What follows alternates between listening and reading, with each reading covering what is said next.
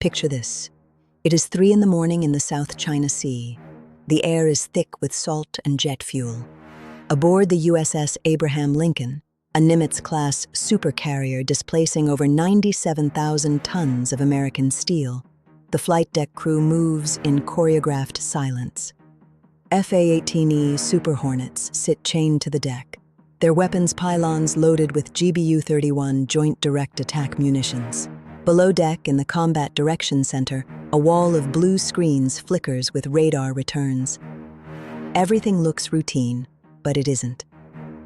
Because somewhere in the darkness, 200 nautical miles to the west, a flotilla of People's Liberation Army Navy destroyers, type Aero-55 Renhai-class cruisers carrying 112 vertical launch cells each, has just crossed directly into the carrier strike group's projected transit lane.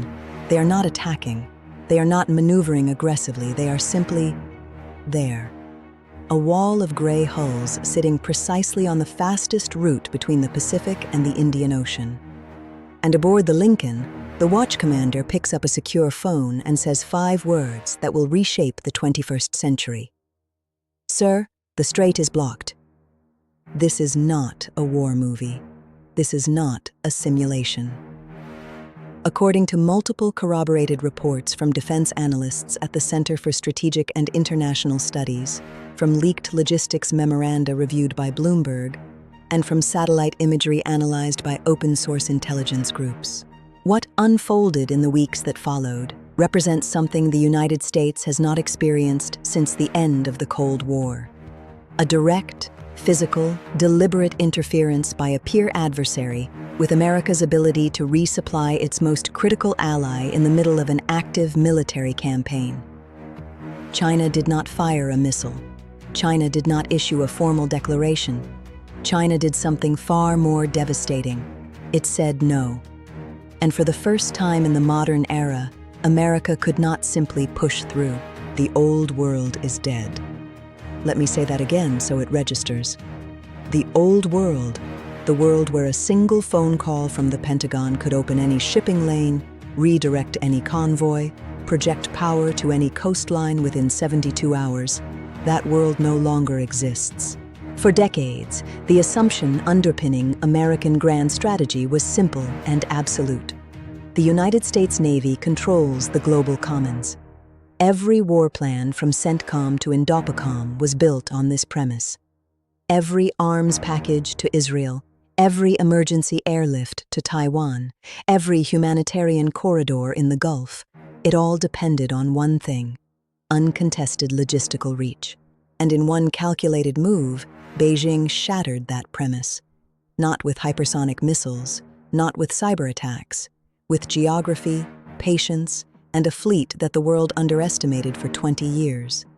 This is the point of no return. Because what happened next didn't just affect a carrier group. It affected a war. It affected Israel. And Amanda, it is about to affect you. The chain of events traces back to a single logistical reality that most media outlets refuse to explain clearly because it is, frankly, embarrassing for Washington. Israel's military, the IDF, despite being one of the most technologically advanced fighting forces on Earth, has a critical dependency: precision-guided munitions. Specifically, the GBU-39 small-diameter bomb, the GBU-31 2,000-pound JDAM, and the Mk-82 general-purpose bomb that forms the backbone of the Israeli Air Force's ground attack capability. Israel manufactures many of its own weapons systems: the Merkava tank, the Trophy Active Protection System, the Tamir interceptors for Iron Dome. These are Israeli-made. But the heavy bombs, the ones that penetrate hardened underground targets, the ones that are being consumed at a staggering rate in ongoing operations in Gaza and southern Lebanon, those come from one place: American stockpiles, specifically from pre-positioned war reserve stocks for allies, stored at classified locations within Israel under agreements dating back to the Reagan administration. According to a Congressional Research Service report released just months ago, The total value of U.S. munitions stored in Israel exceeds approximately $4.4 billion. But here's the problem. Those stocks are finite, and they have been drawn down hard. Defense Secretary Pete Hegseth, in a closed-door briefing to the Senate Armed Services Committee, reportedly acknowledged that Israel's consumption rate of JDAMs alone had exceeded initial Pentagon projections by over 300%. 300%. That is not a marginal overrun. That is a logistics emergency. And it meant one thing. Resupply convoys had to move. Fast. The standard route for American military logistics to the Eastern Mediterranean runs through one of two primary corridors. The first is direct airlift from continental U.S. bases, primarily Dover Air Force Base in Delaware, using C-17 Globemaster III and C-5M Super Galaxy transports. This route is fast but limited in tonnage. You cannot airlift tens of thousands of 2,000-pound bombs efficiently. The second, far more critical route is sea-based. Military sea-lift command vessels, the unsung backbone of American power projection, loaded at ports like Earl Naval Weapons Station in New Jersey, transit the Atlantic, pass through the Mediterranean, and offload at Ashdod or Haifa. But there is a third route, a contingency route that became essential when Mediterranean convoys faced increasing threats from Houthi anti-ship missile attacks in the Red Sea and the Bab el-Mandeb Strait. That route goes east, through the Pacific, through the South China Sea, around the Indian Ocean, and into the Arabian Sea before turning north toward the Suez Canal.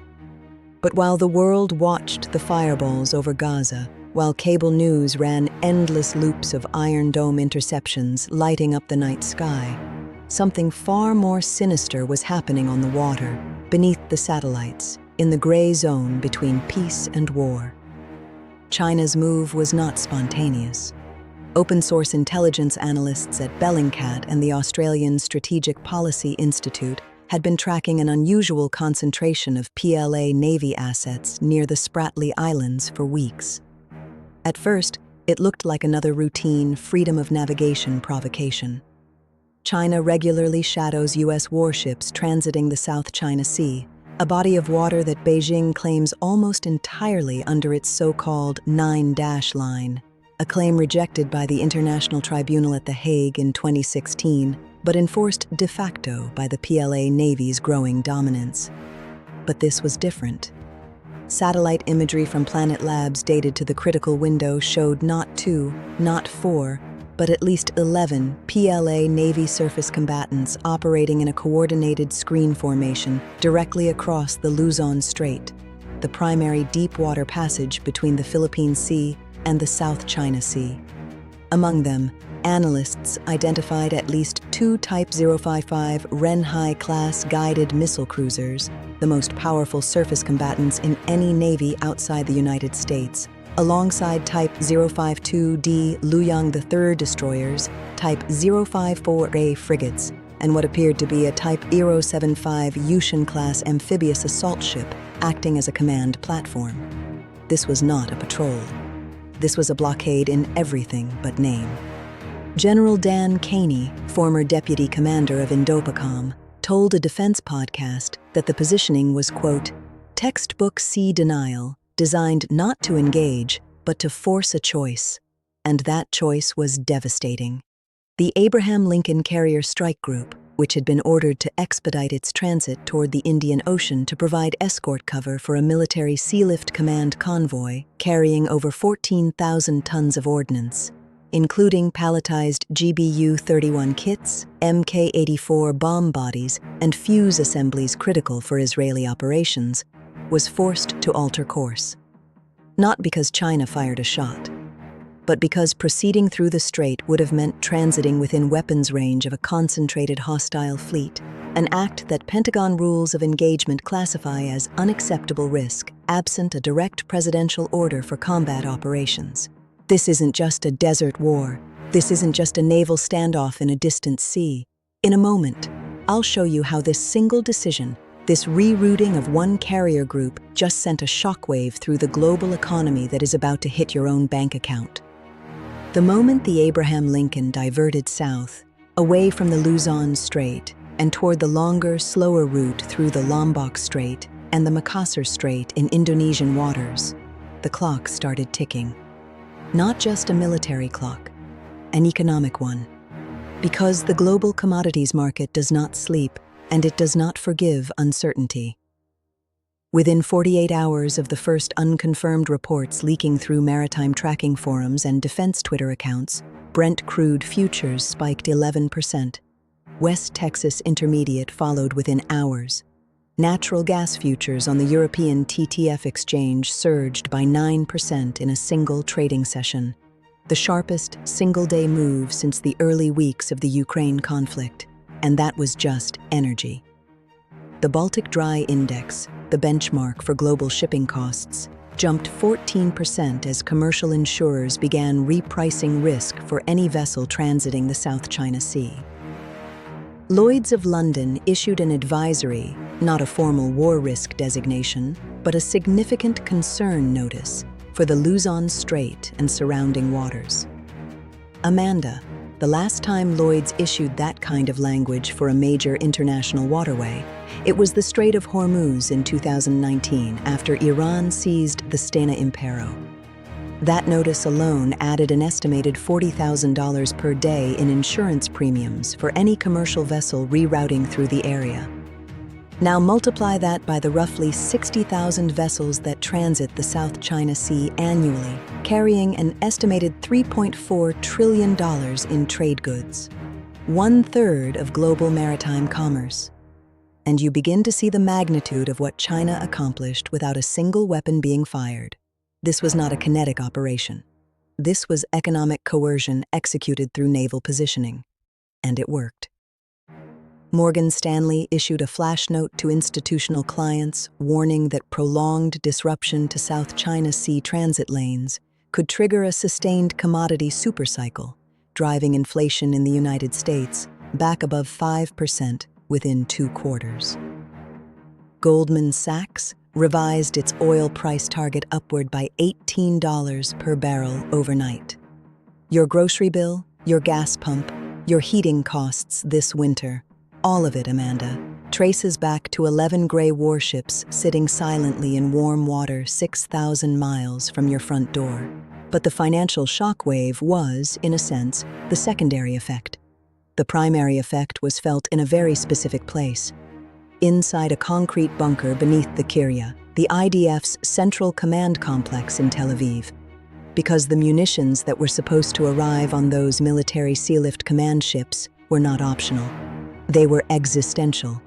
According to an analysis published by the Jewish Institute for National Security of America, the Israeli Air Force was conducting an average of approximately 240 strike sorties per day at the height of operations, each sortie consuming between 2 and 6 precision-guided munitions depending on target type and rules of engagement. At the lower estimate, that is 480 JDAMs per day.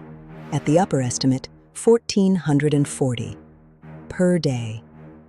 The pre-positioned war reserve stocks, the $4.4 billion worth of American bombs stored on Israeli soil, were designed for a short, high-intensity conflict lasting approximately 2 to 3 weeks. The current operations had been grinding on for months. The math was brutal, and it was simple. Stocks were approaching critical depletion thresholds, and the resupply was now stuck on ships that were adding 7 to 12 extra days to their transit time because a Chinese fleet had decided to stand in the doorway. They believed their supply lines were unbreakable. They were wrong. And the price of that miscalculation was not theoretical. It was measured in sortie rates that began to drop, in targets that went unstruck, in operational timelines that started to stretch beyond what any military planner had accounted for. Inside the Pentagon, the reaction was immediate and furious. According to sources cited by Defense One, a classified interagency meeting convened within hours at the National Military Command Center, the so-called War Room beneath the Pentagon. Present were representatives from the Joint Staff J3 Operations Directorate, the Office of the Secretary of Defense for Policy, the National Security Council, Indopacom, and CENTCOM. The central question was deceptively simple. Do we force the strait? The military calculus was agonizing. The Abraham Lincoln Carrier Strike Group, while formidable, was configured for power projection, not for a contested naval engagement against a numerically superior surface fleet operating within range of land-based anti-ship ballistic missiles. The PLA rocket force maintains DF-21D and DF-26 anti-ship ballistic missiles, the so-called carrier killers, on mobile launchers throughout southern China, capable of ranging the entire South China Sea with warheads traveling at Mach 10 during terminal approach.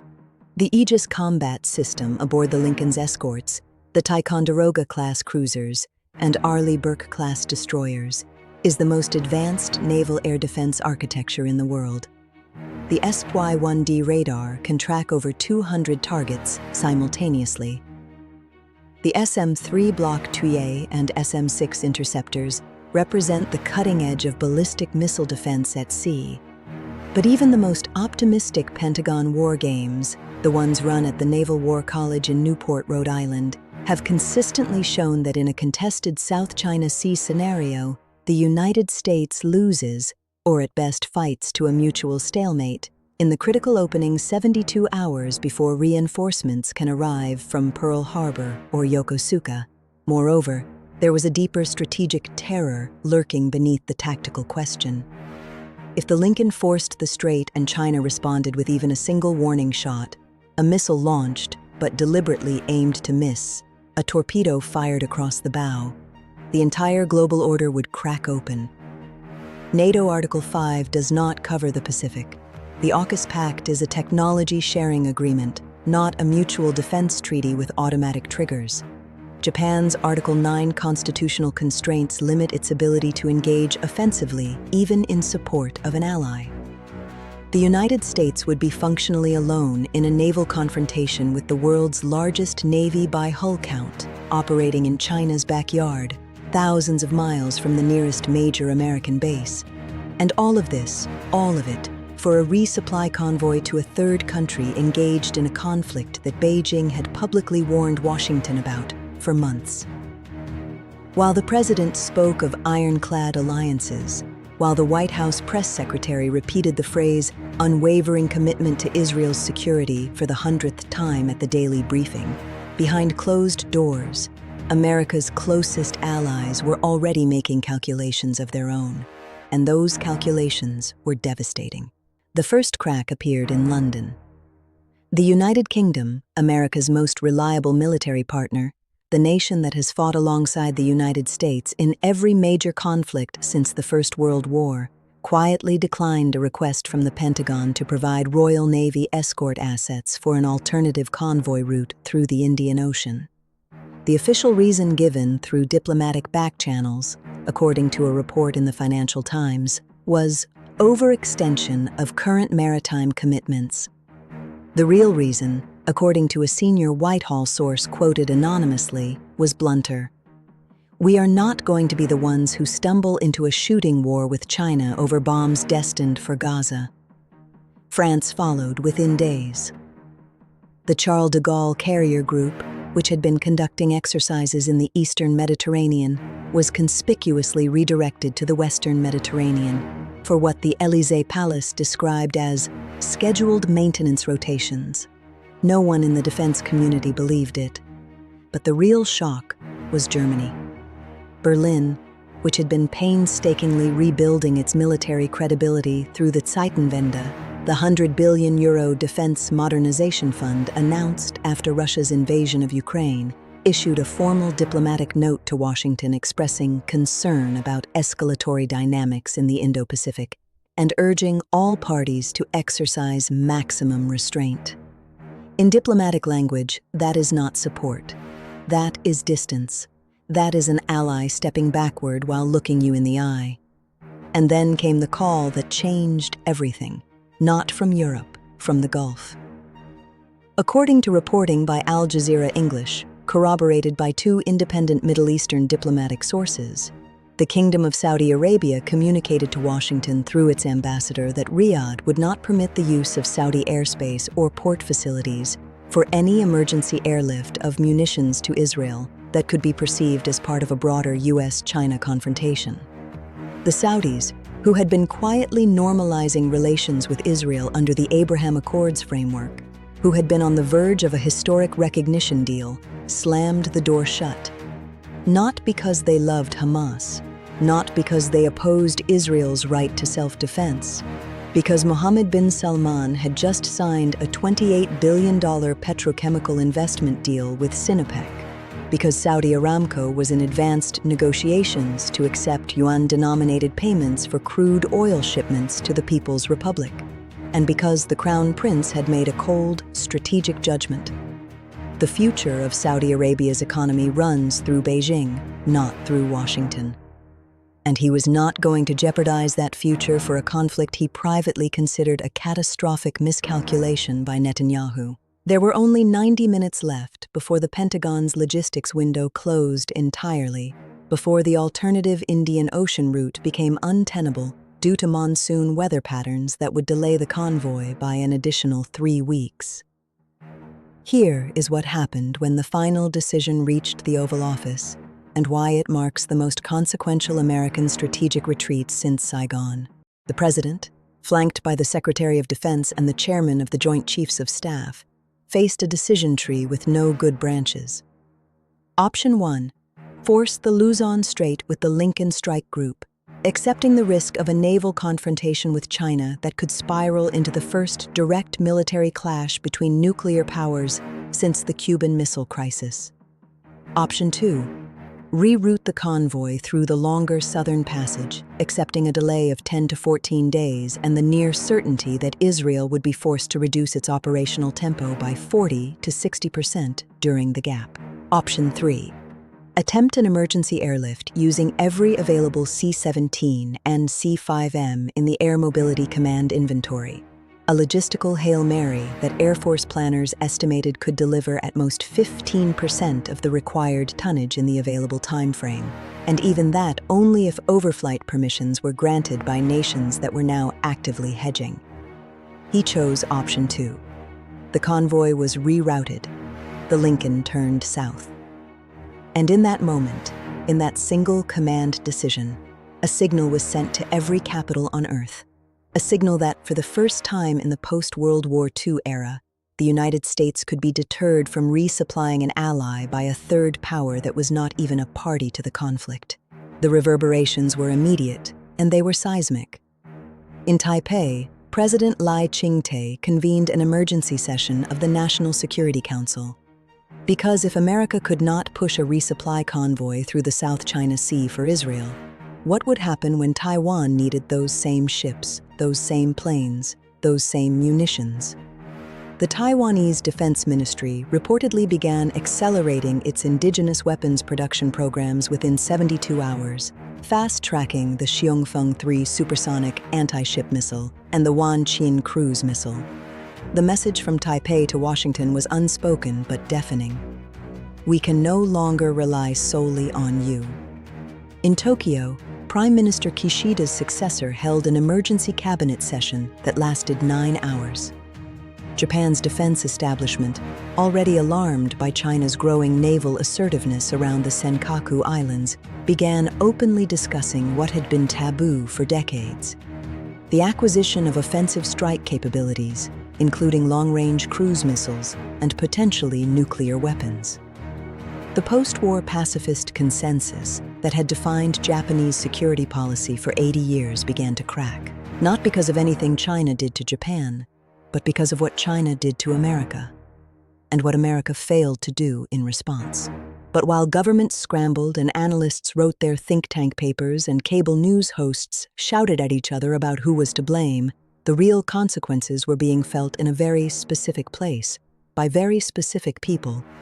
The real consequences were being felt on the ground in the Netzarim corridor, in the shattered urban canyons of Khan Yunis, in the southern Lebanese hill country where IDF ground forces were engaged in close-quarters operations against an enemy that did not need precision-guided munitions because it fought with tunnels, improvised explosives, and patience. Israeli infantry commanders began receiving logistics briefings that contained a phrase none of them had ever heard in their careers: Munitions Conservation Protocol. In practical terms, this meant that close air support requests, the kind of requests that had saved Israeli soldiers' lives in dozens of engagements by putting a GBU-39 small-diameter bomb through the window of a building where an anti-tank team was setting up, would now be subject to a tiered approval process. Priority 1 targets, defined as imminent threats to Israeli life, would still receive air support. Priority 2 targets, enemy command nodes, logistics hubs, tunnel entry points, would be deferred. Priority 3 targets, infrastructure used for military purposes, weapons storage facilities, rocket assembly sites, would be struck only when stocks permitted. For a military that had built its entire operational doctrine around air superiority and precision fires, this was not an adjustment. This was an amputation. The Israeli Air Force, which had been operating at a tempo not seen since the Yom Kippur War of 1973, was forced to cut its daily sortie count from approximately 240 to fewer than 90 within a week of the resupply delay.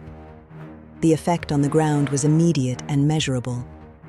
IDF casualty rates in urban operations increased by an estimated 31% in the 2 weeks following the munitions reduction, according to figures leaked to Haaretz by a senior military medical officer. Soldiers who had relied on air-delivered precision strikes to clear buildings before entry were now clearing those buildings with rifles and grenades, room by room, floor by floor, the old way, the bloody way, the way that produces flag-draped coffins at a rate that no democracy can sustain without its population breaking, and the enemy noticed. Intelligence intercepts published by the Israeli outlet Walla News indicated that Hamas field commanders in the central Gaza Strip had identified the reduction in Israeli air activity within 72 hours. Not days, not weeks. 72 hours. The operational security failure was not Israeli. It was mathematical. When a sky that had been filled with F-35I Adir stealth fighters and F-16I Sufa multi-role jets 24 hours a day suddenly goes quiet, you do not need a spy to tell you something has changed. You just need ears. Orders were disseminated through the tunnel network to exploit the window. Ambush frequency increased. IED emplacement rates doubled. Anti-tank guided missile teams, equipped with Iranian-supplied Delavia missiles, a reverse-engineered variant of the Russian Kornet, began redeploying to positions they had abandoned weeks earlier under the relentless pressure of Israeli airstrikes. Rocket launches from northern Gaza, which had been suppressed to near zero by constant air patrols and preemptive strikes on launch sites, resumed at a rate of approximately 40 per day. Iron Dome handled the interceptions with its characteristic efficiency, the system's kill rate hovering above 90%, as it had throughout the conflict.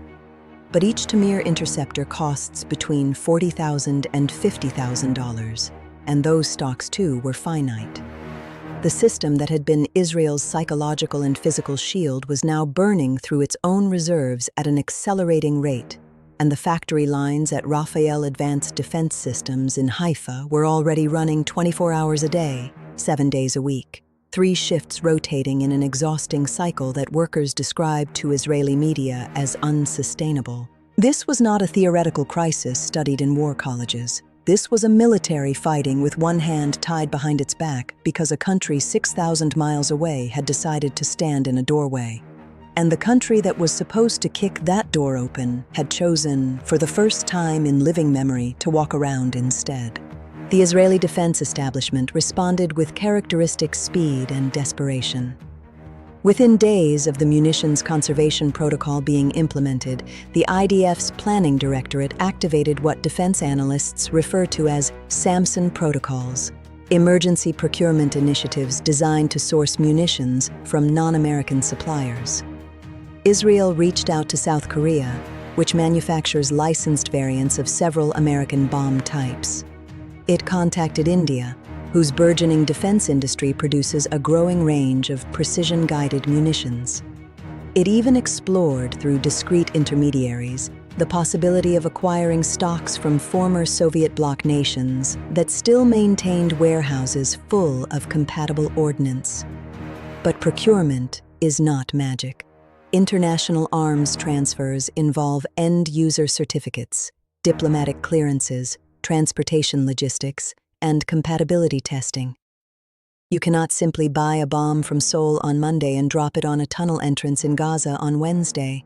The process takes weeks, sometimes months, and weeks and months were exactly what Israel did not have.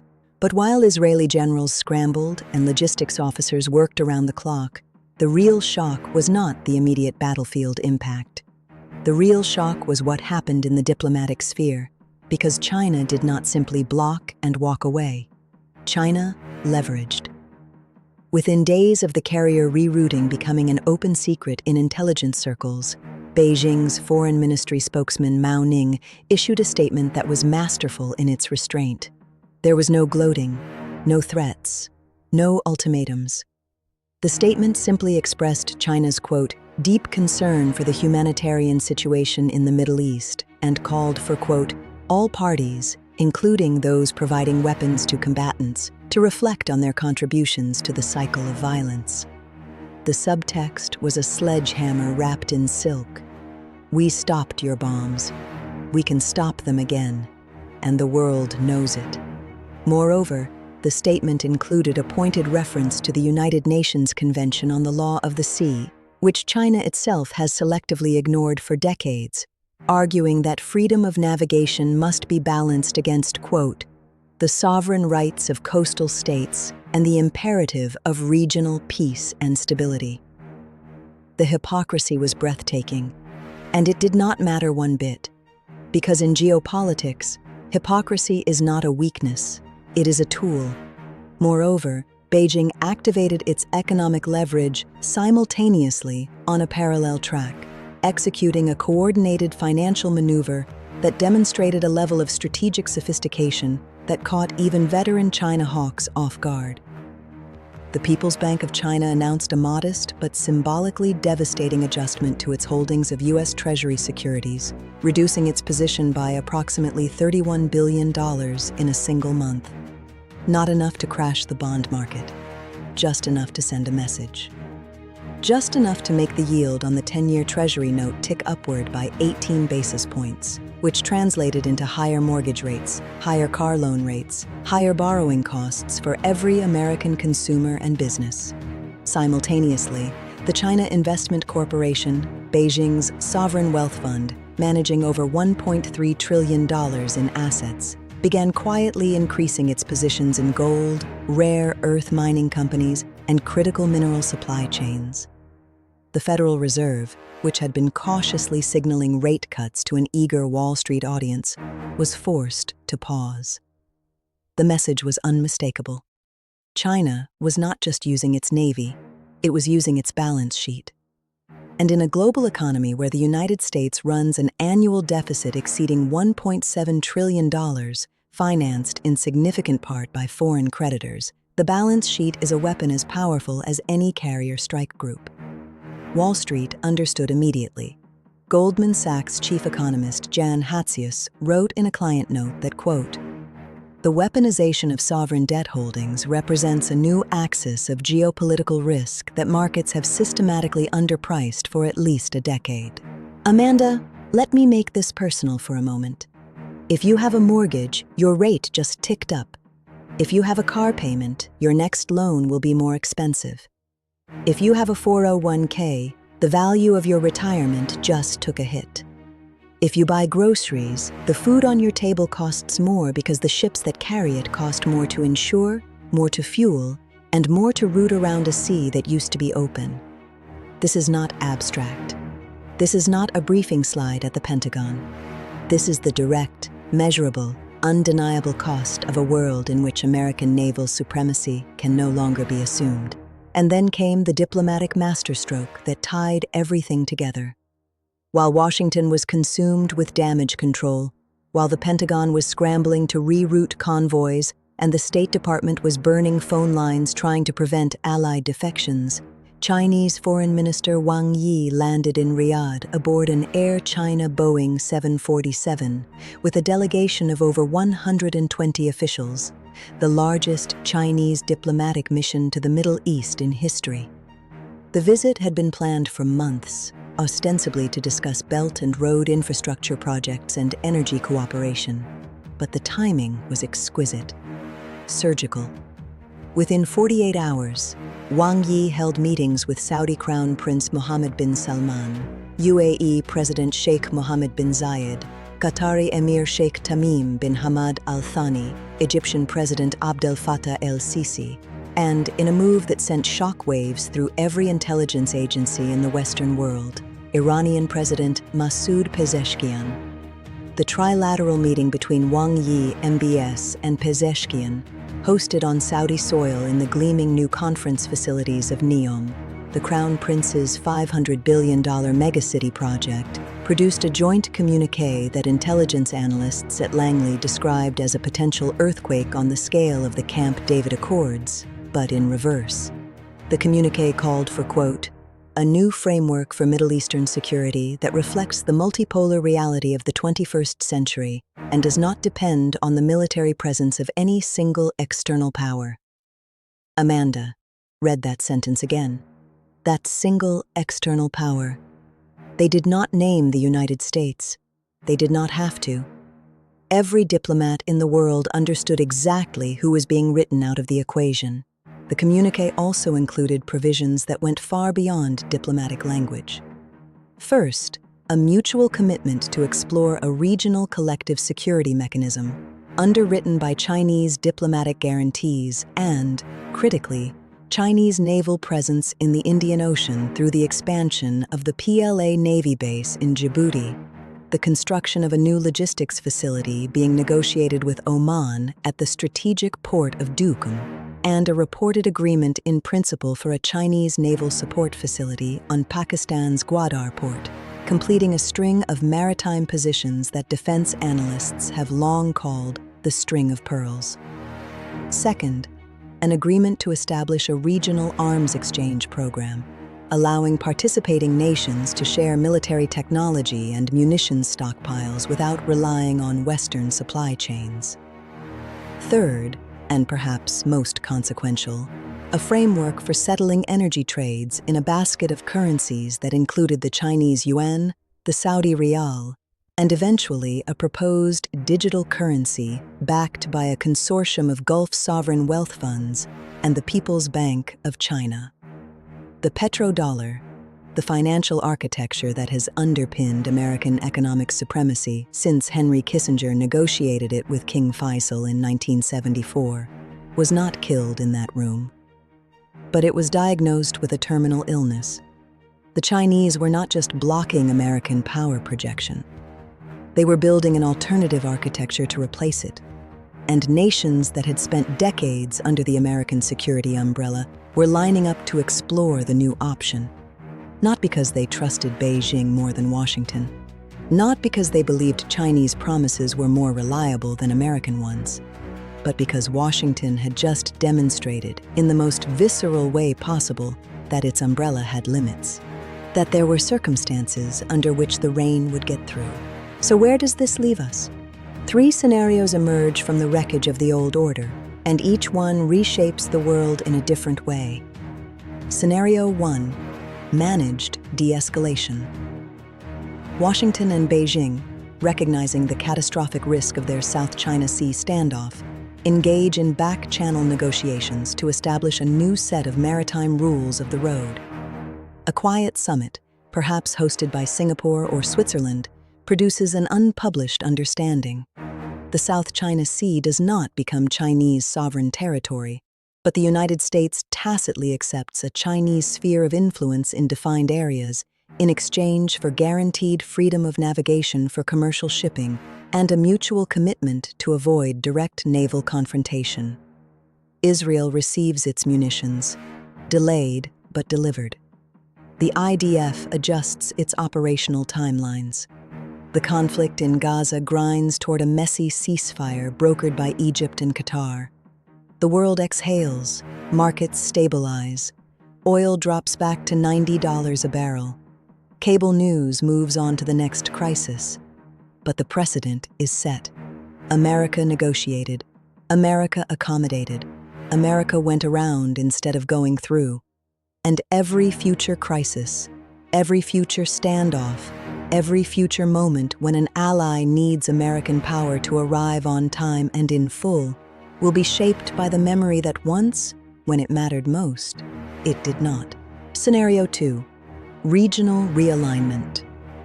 The Gulf states, led by Saudi Arabia and the UAE, accelerate their pivot toward a multi-aligned foreign policy that treats Washington, Beijing, Moscow, and New Delhi as interchangeable partners to be leveraged against each other for maximum advantage. They do not abandon the United States. American military bases remain in Qatar, Bahrain, and Kuwait. American weapons systems remain the backbone of Gulf air forces. But the exclusivity is over. Chinese naval vessels begin conducting regular port calls at Jeddah and Fujairah.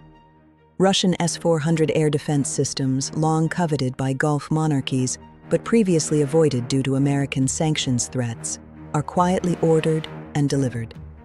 India, sensing opportunity and driven by its own rivalry with China, offers its own security partnerships to Gulf monarchies desperate for alternatives, including access to BrahMos supersonic cruise missiles and joint naval exercises in the Arabian Sea. Israel, recognizing that American resupply can no longer be taken for granted, launches a crash program to achieve munitions self-sufficiency, investing billions of shekels in domestic precision-guided munitions production with technical assistance from South Korea, from India, and from a resurgent domestic defense industry that treats the crisis as an existential wake-up call. The Middle East becomes a multipolar chessboard where no single power dominates and every alliance is transactional.